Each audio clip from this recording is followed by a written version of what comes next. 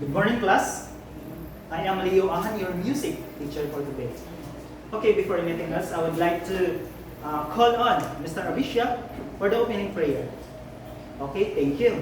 Before you go to your seats, please pick up pieces of paper and arrange your chair accordingly. Okay, thank you. Please go to your seats. And today, I would like to implement some room rules. First is, you are not allowed to use cell phone without my consent. Second one is, loud voices are prohibited. Then the last one, all your quizzes and written outputs will be passed on time. Understood? Okay, thank you. Before we proceed to our topic, who can still remember our last lesson on Monday? Okay, right. The music of Mindanao. So, can you give at least two instruments in music of Mindanao? Okay, thank you. Today, we have another topic, but before that, I would like you to focus on these three pictures that I posted on the chalkboard. Then analyze well because I have some questions for you.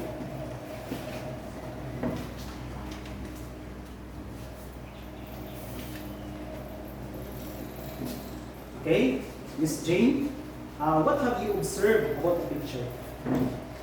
Okay, you're right. It is a Thailand girl or a Thai girl. So, others, can you stand up, Mr. Duka? Okay, what others? Okay, a group of instruments. So, who can guess our topic for today? Mr. Muma. You're right. It is a music of Thailand.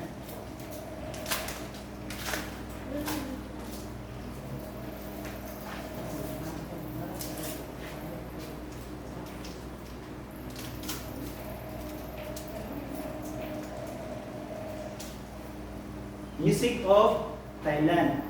So, have you been there, Mr. Baliar?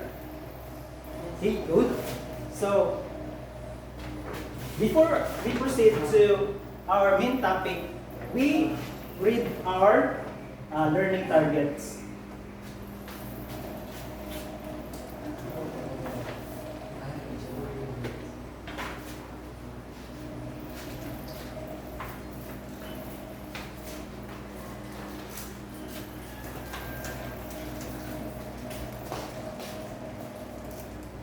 Okay.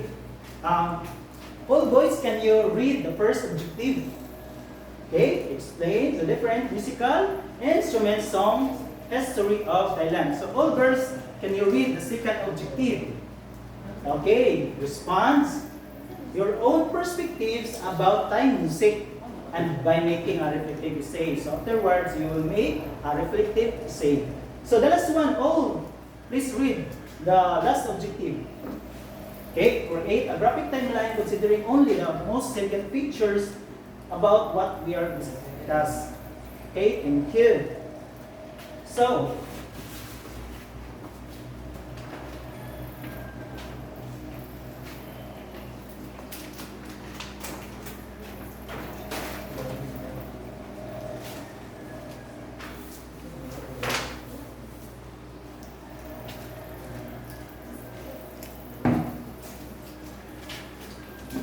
okay, as we look the map of Thailand, it is surrounded with different countries like Myanmar, Laos, Cambodia, Malaysia, and even China.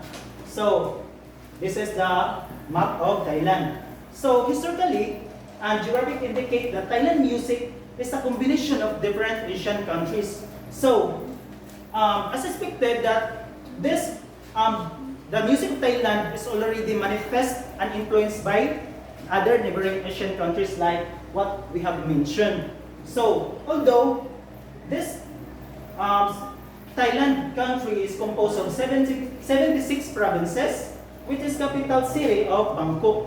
So, another term for Bangkok is Krang Thep. So, trivia. You know that in Asian country, Thailand is the only country that never been colonized by the Western power. So they are not being colonized to example Europe, Spaniards. So this is the only country. That's why their music has been preserved long time ago. So understood?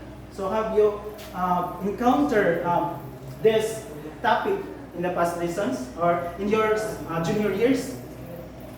Okay. Okay, let's proceed. So,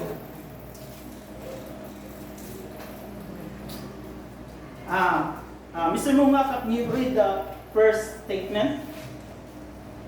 Musical principles. Okay.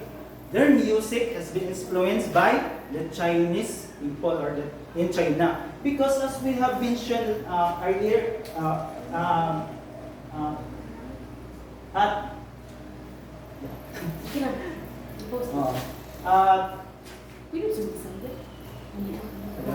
earlier ago, it is surrounded by country like China. So their music has been influenced by that China. So next is Mr. Luca. Can you read the second statement? Okay, you know that Thai music is never given emphasis in complex melody. That instead they focus on simple lines. So they focus on the simple lines. So they don't have any complex melodies when we hear their music.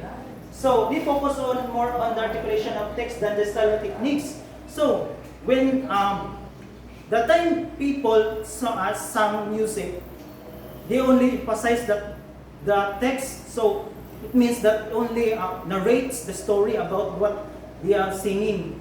So they are na focus and the techniques. So yung mga techniques hindi nila pinokos doon sila sa mismong text. That is why this Thai music is unique.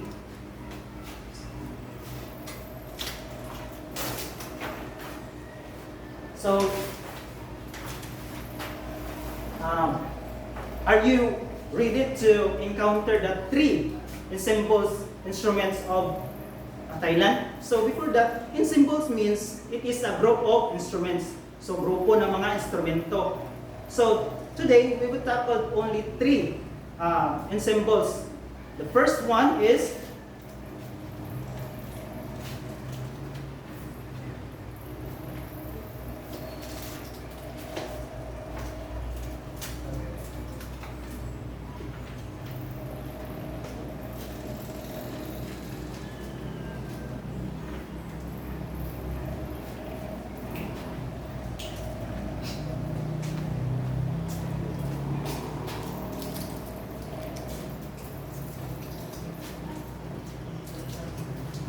so the first one is the pipat. So pipat is a kind of ensemble in the classical music of Thailand which features wind and percussion instruments. So when we see woodwind instrument, it is a instrument that made of wood and we need to blow in order to create sounds. So these instruments like we will tackle at this instrument later because I have some examples. So the second one is the krangsai. It's an orchestra combines some of the percussions and wind instruments with expanded string section. So this krangsai is used for it is a quietest music kind of ensembles. It is used for other scalar music or entertainment. So their music like string instruments. So what are those string instruments? Like cello,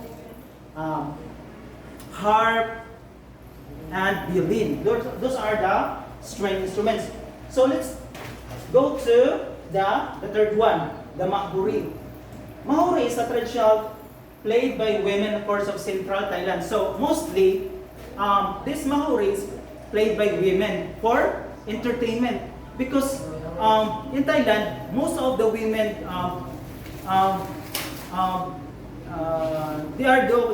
they will be the one to entertain people like tourists or even the most high class in their places. So example as the Maori is xylophones, gongs of circus, and other string instruments of this wrong side.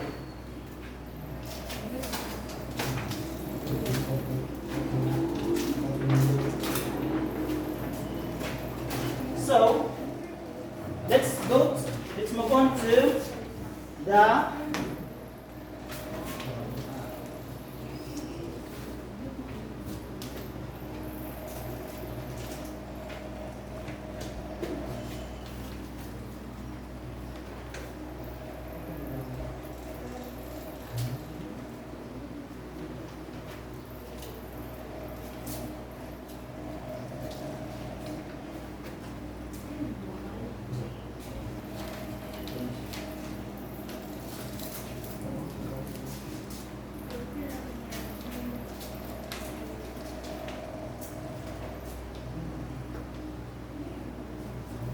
So, as what I've said earlier, that we tackled on the instruments of pipat. So, what are those instruments of pipat? First is the ranatik. So, what is ranatik? It is a type percussion family that consists of 21 wooden bars by cords over both shape struck by two mallets.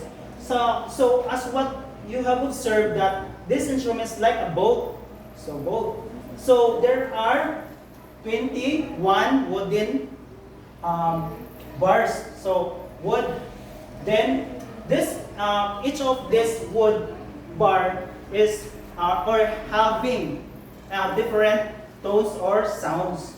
So this is one of the stick for to create sound. So this is one of the percussion because as what I've said that percussion are those instruments that is need to beat, tap or strike in order to create sounds. So understood? The second one is the painay. Painay is sounded by an unusual quadruple reed of baitan, a form of spam with 6 holes produced of grains of 22 tones.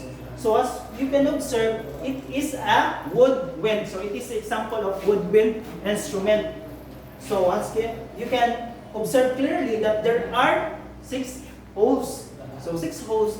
That is why you need to blow in order to create sounds. So there are, you know that this instrument kinda is having 22 tones. So marami. Because only have 6 holes but 22 tones. The third one is the kongwong or the circle of gongs. The circle of gong is a percussion instrument in which the musician sets inside a ring a different tone gongs attached on a rattan base. So the base of this instrument is rattan. Then it composed of when we count it, it's already 2, 4, 6, 8, 10, 12, 14, 16, 18. There are 18 gongs. So these 18 gongs each of these 18 gongs has different tones. Then the musician will sit inside the ring. Then he will hold sticks to create, or he will strike the bones in order to create sound. Because instrument is a percussion instrument. That's what we said earlier, that it is need to strike or beat or tap in order to create sounds. The last one is the kong tat. Kong tat are the large barrel drums used in the classical music of Thailand. So as you can observe, it is a large. You do not need to fix or lift this because it is heavy. That's why the musician or the player of this instrument is sitting or kneeling beside of this instrument to create sound. It is also a percussion instrument because the player or musician will beat of this instrument to create sounds. Okay. Do you have any question of this? Okay, Mr. Abisha, what is your first impression when you already know the different instruments of Thailand. Okay, you feel happy. Okay, Miss Munga, as a continuation to what Mr. Abisha answered, are you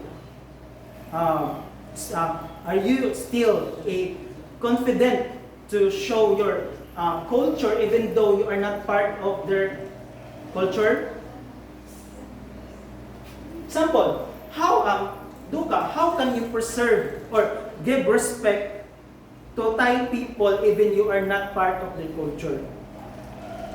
Okay, you're right, very good. So, let's move on to the songs.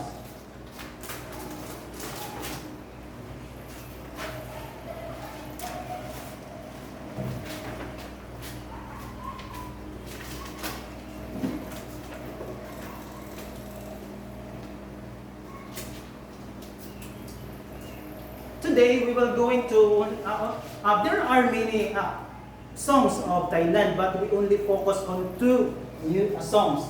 Number one is the Loktong. What's Loktong? It's a traditional love form of songs in Laos and in San. This means expert songs or expert singer. So when you say it's traditional, this means that this music already exists long time ago, and it is already passed to the next generation of Thai people. So this means that it is an expert song or expert singer. The second one is Murlam. What's Murlam? Murlam is a new genre of music developed of 20th century. So this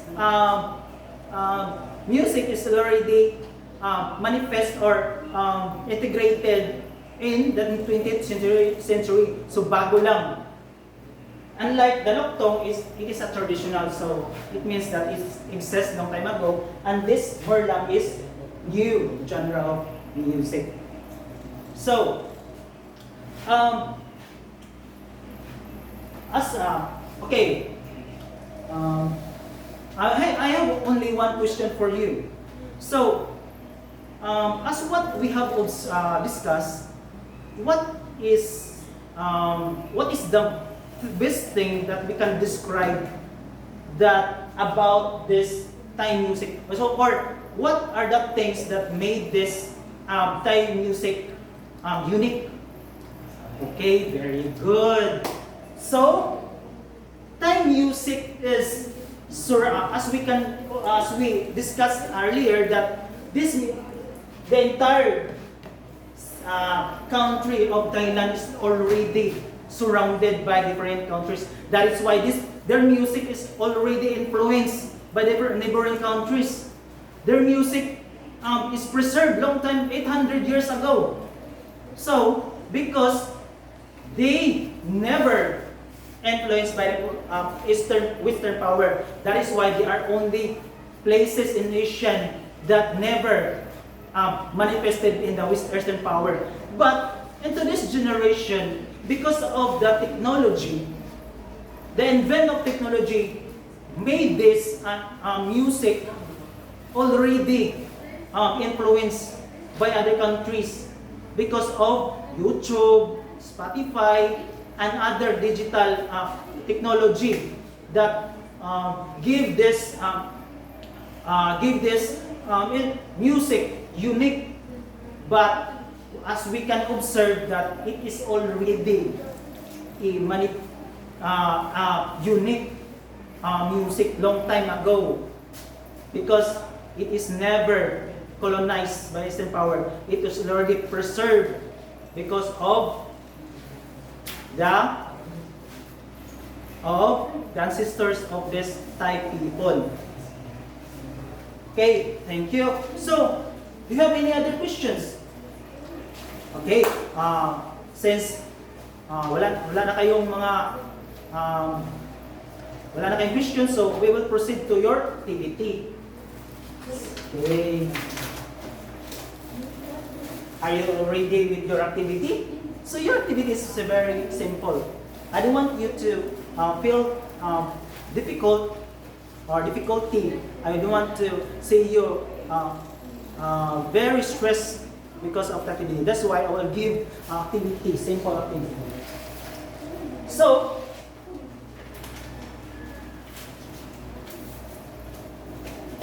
I would like you to read carefully the instructions of my activity, your activity. So,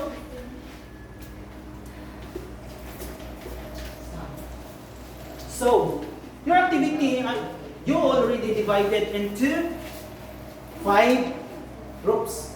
So each group will make a graphic timeline, but you consider creativity because I will also grade creativity. And each group, you only have 8 minutes to think and create, another 2 minutes per presentation. So please consider this criteria.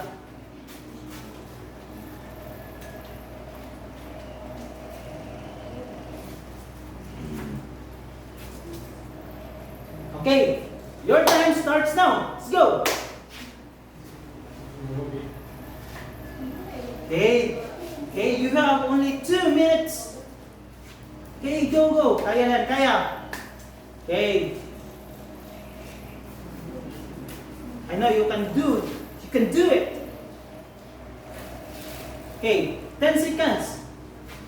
9, 8, 7, 6, 5, 4, 3, 2, 1. Time's up. So, please present it. Who will be the one to present in front? Okay, group 1. Okay, can you give this group a Denisha clap? Denisha clap. Okay, very good. Second group 2. Okay, very good. Can you give this an angel clap? Okay, very good. So the third group, hindi magmamatalo ang third group. Can you give this a pinky clap? Very good. So, fourth group. Okay, very good. Can you give this another Denisha clap? And the last group, but not the least. Okay, very good. So, all you doing great. So, I'm very appreciative of your efforts because I know that you learn more. I'm right? Okay. So, since you are done with your activity, I have, please, get 1/4 pieces of paper. Okay, 1, 2, 3, 4, 5, 6, 7, 8, 9, 10. So, are you ready? So, number your paper 1 to 5. Okay. I will only read the question twice, and please choose the best answer. Start. Okay. Number 1. It is a symbol composed of woodwind and percussion instrument for most sacred and high-class compositions.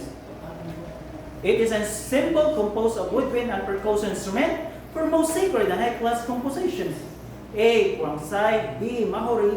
B. Pipat. D. Mon. Number 2. This is one of the quietest and the most intimate and symbols in Thai classical music consists of string instruments. It is one of the quietest and the most intimate symbols. And today, classical music consists of string music. A. Pipat. B. Mahori. C. Kwangsai. D. Ranak Ek. Third question. It is a Thai percussion family that consists of 21 wooden bars. Again, it is a Thai percussion family that consists of 21 bars. A. Ranak Ek. B. Kongtat. C. Panay. D. Huang Huay. Fourth question. This is a Thai song means expert song or expert singer. This is a Thai song means expert song or expert singer. A. Morlam. B. Loktong. C. Loy Karatong. D. Lamor. The last question. This type of song is never, or it is a newer genre of Thai music. Again, this is a type of song, is newer genre of Thai music. A. Loktong. B. Morlam. C. Kratong. C. Damor. So, please, exchange your paper. 1, 2, counterclockwise, please. 1, 2, 3, 4, 5. So, number 1. It is an ensemble composed of woodwind percussion instrument for the sacred high class composition. The answer is B. Pipat. Okay, I know you get the correct answer. Number 2. This is one of the quietest and the most intimate symbols of classical music, consists of string instrument. The answer is C. Krangsai. Third, it is a type percussion family that consists of 21 bars. The answer is Klongtat. B. 4. This is Thai song means expert song or expert singer. Answer is A. Morlam. And 5 is, this is a type of songs, newer genre of Thai music. A is the correct answer, Loktong. Who got the perfect answer? Correct answer? Okay, please pass your paper forward. 1, 2, 3, 4, 5. Okay.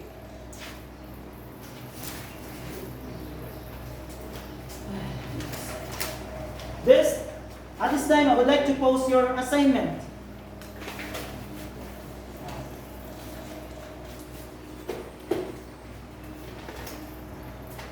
So, this is your assignment.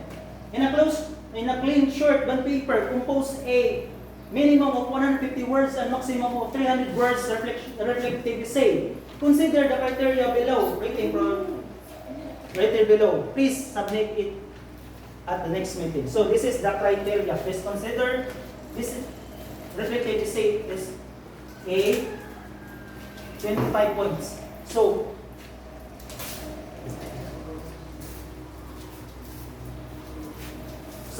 please do your best to get perfect 25 points. Okay, please copy or you have cell phones, please take a picture.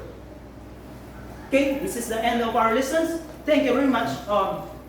Mr. Duka, please lead the closing prayer. Father, Son, the Holy Spirit. Amen. So thank you very much, class. Goodbye.